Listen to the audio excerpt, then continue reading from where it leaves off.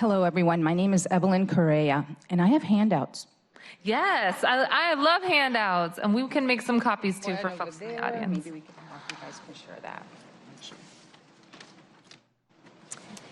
All right. Can you guys hear me? Great. Good afternoon, council members. My name is Evelyn Correa, and I am the Human Resources Officer at YouthCare. And I feel really fortunate that I have that job at YouthCare because I know that a lot of our providers can't afford a human resources department. Right. We serve young people ages 12 to 24 across King County.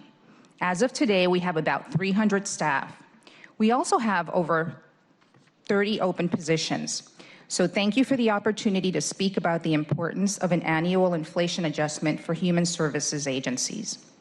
I'd like to share with you several charts that capture YouthCare's annual increased cost of business, which anyone doing business in the city can relate to. The city hasn't become more affordable for individuals or small businesses. We subsidize these increases each year, yet our contracts remain relatively flat. Due to time, I'm not going to review each chart, but I do want to bring your attention to some of the largest increases. So we're talking about increased costs of doing business. And if you look at the first chart that shows the cost of utilities, things like water, sewer service, et cetera, you can see over a 3-year period that we have gone from a cost of about $40,000 a year to, in 3 years, $79,000 a year. And that's one of the more substantive charges. It's the same thing when you look at utilities, same sort of scenario. So in this first chart, you see our utility breakdowns. I mentioned $41,000 a year for water, sewer services in 2018. As I mentioned, that almost doubled by 2018. In the second chart, you can see that our facilities costs were around $67,000 in 2015, and that number more than tripled by 2018 to almost $350,000. You'll find similar trends in the last 2 charts regarding our rental and insurance costs. Now, some of these increases are because YouthCare has grown in the last 4 years. That's because of the growing need. But even if we remove the additions, the increases are still dramatic. We stretch our budgets to make sure we can keep the doors open and the lights on. As a result, we have less money to spend on recruiting and retaining staff to provide high-quality care. Last year, I shared that YouthCare had an annual turnover rate of 38%. I remember at the time that though the rate was high, we were still one of the lower providers. Sadly, this year, I have to report that our turnover rate is now at 44%. Many of the young people that we work with at YouthCare are in crisis. Our staff do an incredible job building relationships and supporting them, but this is hard work. And to do it well, we need experienced staff who are responsive, who can make referrals, who can make quick decisions, who know when and when not to call the police. It is nearly impossible to deliver high-quality services with constant turnover and vacant positions. And this has had a direct impact on our staff and our young people. Here are several quotes from our staff. "I'm chronically worried that I'm going to be single-staffed. Our staff get sick. They burn out. I worry about what happens if there's a crisis and I don't know how to respond."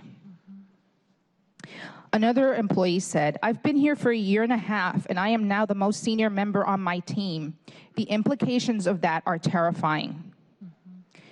So what I'm saying is, when this work is done well, people live. When it's not, people die.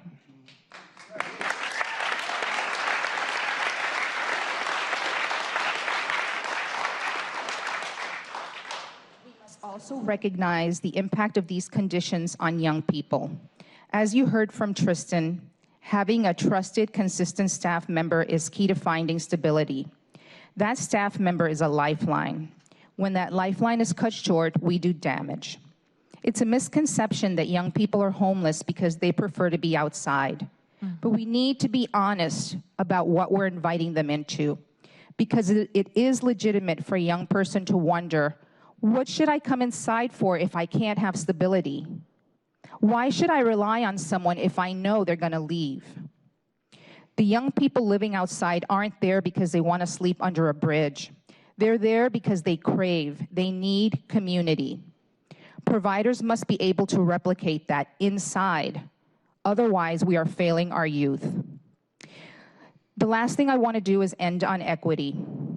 12 years ago, 80% of the staff at YouthCare were white.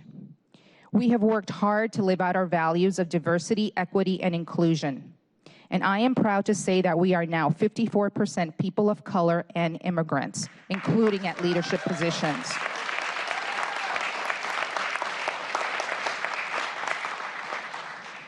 But I shudder at the fact that our staff qualify for the very services that we provide for young people.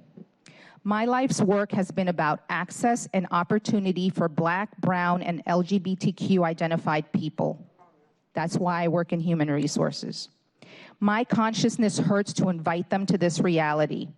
That's against my own integrity, and I have to think about that. And that's why I'm here asking you to support an annual inflation adjustment for human services contracts. It's a first step, and it's the very least that we can do. Thank you for your time.